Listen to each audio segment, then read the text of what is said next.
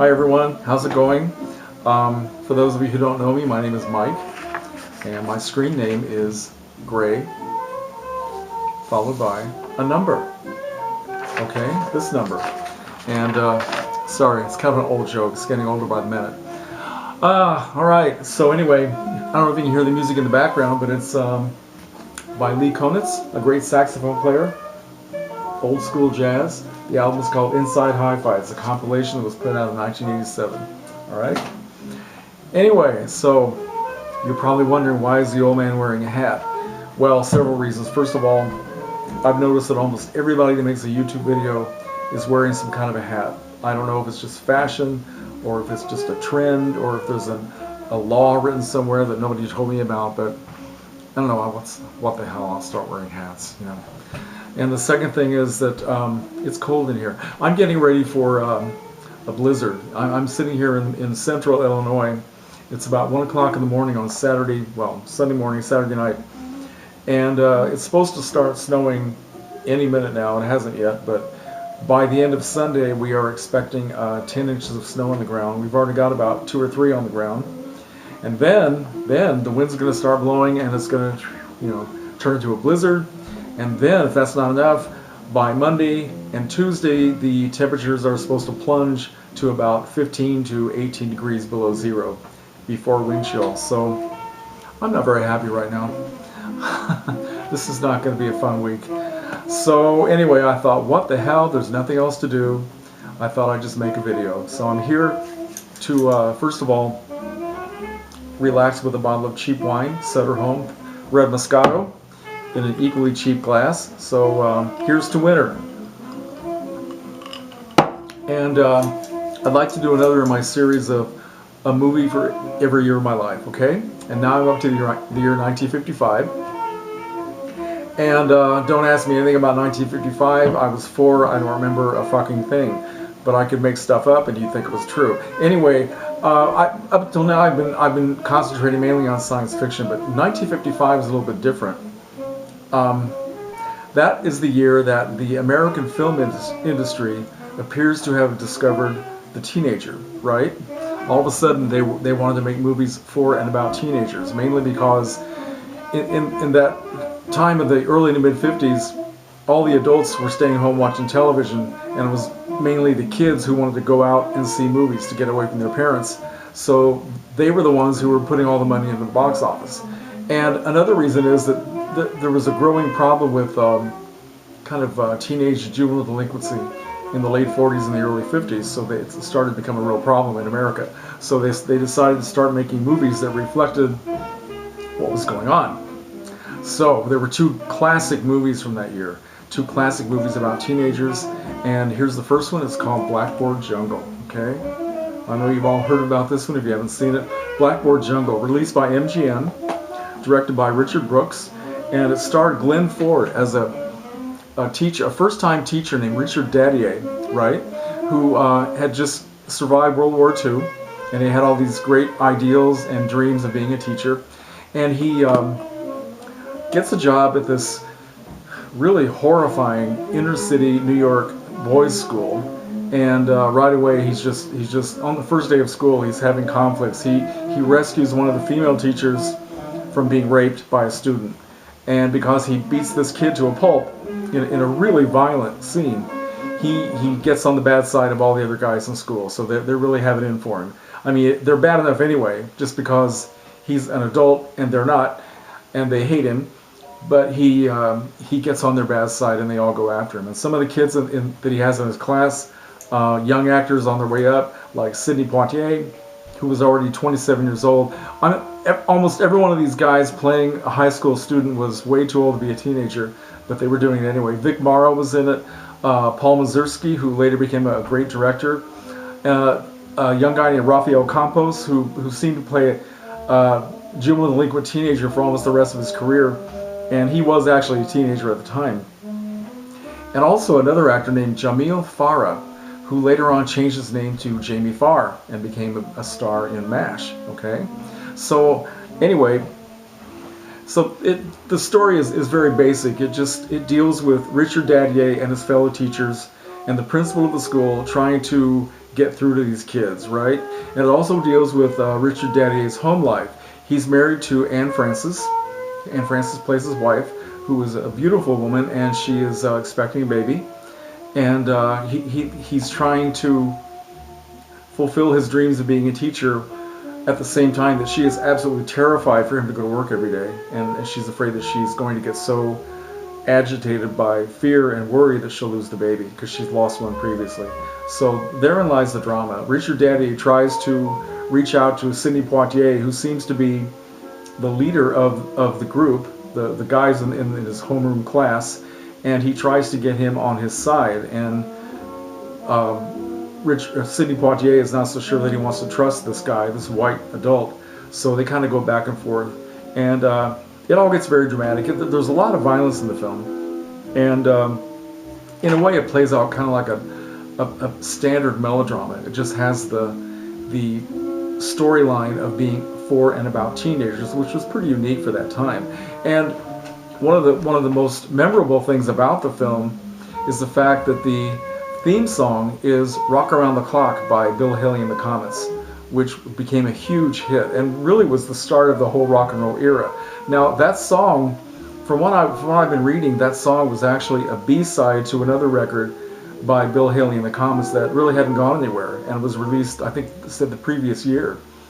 But somebody decided to use it as the theme song for this film, and it was an immediate hit.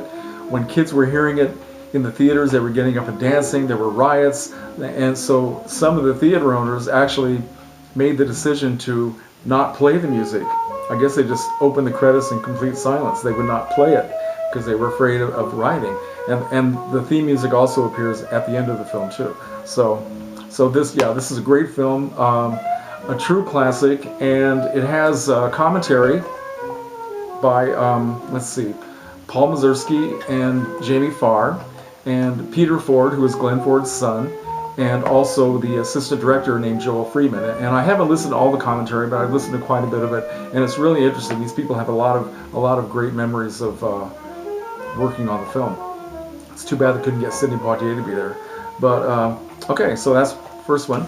And the second film was released later in the year and became even a bigger hit and more of an iconic hit. And this is Rebel Without a Cause, right? Rebel Without a Cause, a classic film starring James Dean in his second starring role. He had already done East of Eden, then he did this, and then he finally did Giant, which was released in 1956. And James Dean died on September 30th, 1955, just a month before this film was released. So he was already a legend, this enigmatic figure. And it was just a very emotional thing for the teenagers of this time who had already begun to idolize James Dean, and then all of a sudden he was taken away from them. And it was very difficult for a lot of people. A very moving thing to know that somebody you are just getting to know and you relate to so strongly has just become frozen in time. And of course, James Dean was not a teenager when he did this. He was 24. But there were some real-life teenagers who acted with him. One was Natalie Wood, his co-star. She was 18 at the time. And Natalie Wood, of course, had been a child actress and had made a lot of films in the 1940s, slowly building up her parts so they were getting bigger and bigger. In fact, and of course, everybody remembers her from the classic The Miracle on 34th Street. And she's just a very lovable and very talented and beautiful child actress. And she made the transition from kid actress to teenager to adult quite easily. She had a couple of years in the early 1950s where she struggled a little bit. She did a lot of television in the 50s and played Betty Davis's daughter in The Star in 1952. Did very well. But this is the film that put her over as a major star, and she was only 18 years old. And the other teenager in the film was Sal Mineo, who was 17 at the time, and he had already done a little bit of theater and minor film roles, TV, and this made him a star as well. He was one of the biggest stars of the 1950s. Seemed to always play the same role over and over again of a troubled teenage kid, right? Anyway, so the story is that Jim Stark, played by James Dean, has moved into a new neighborhood with his parents, played by Ann Duran and Jim Backus, and his grandmother also lives with them. They are not poor people. They don't live in poor neighborhoods. In fact, the biggest difference between these two films is the fact that this has to do with troubled kids from a poverty-stricken area. And these are all affluent kids living in Southern California with parents who have money. They have homes, they wear nice clothes, they all have cars, they're all very comfortable, and yet they still have teenage conflicts and angst and wanting to get away from their parents. In this case, they're not being deprived of material things, they're being deprived of the love and attention of their parents. And that's really what they're all looking for, is the love and attention and guidance from their parents. So they all have that conflict. And at the beginning of the film, Jim Stark is drunk and he's in a police station. He's been brought in for being drunk and disorderly. Of course, he's too young to drink. And Judy, who doesn't have a last name in the film, played by Natalie Wood, is there. She's been brought in because she's been pulled in for vagrancy, walking the streets by herself in the city after hours. And Sal Mineo is there because he has grabbed a gun out of his mother's bedroom drawer, and he's shot some puppies that belong to the neighbors. So this guy's really messed up. So he's there with his family housekeeper because his mother and father are not in the picture. So we got these three troubled kids, and that is one night. And then the next day is the first day of school. So all the events of the rest of the film take place on that first day of school, from the morning until late at night. And they get involved. Jim makes an attempt to make friends with some of the cool kids in school, of which Natalie Wood is one, and they don't want to accept him, so they challenge him to do this thing called a chickie run, which is two guys get in a couple of cars and they drive toward a cliff, and the first one that jumps out of the car is a chicken, right? So anyway, what happens is James Dean decides to do it, and he jumps out of the car in time. The other guy, who is the leader of the gang, a guy named Buzz, played by actor Corey Allen, who later became a very successful director, doesn't get out of the car in time, goes over the cliff, dies. So all the guys in the gang hate James Dean, and they want to get him, right? And James Dean is conflicted. He wants to go to the police, tell what happened. He wants to do something right. His parents don't want him to get involved, and therein lies the conflict. Not just the conflict between Jim Stark and the other kids, but between Jim Stark and his parents. And it gets very dramatic, and Jim is drawn toward Judy. They fall for each other, and of course the young guy played by Sal Mineo, his name is Plato. His real name is John Crawford, but they call him Plato. He is attracted to Jim as a friend and as a father figure, and possibly a romantic interest. Of course, they couldn't play that up. Just a lot of meaningful looks between, well, from Sal Mineo to James Dean. He's really falling in love with this guy. And so these three kids kind of run away to get away from everybody and get away from their parents, and they form a very quick family, and they find the love and the attention that they seek from everybody else. And it's just a very beautiful story. And to me, this film never gets old. It never gets dated. I know a lot of people think that it is, but for me, it's always moving. It's always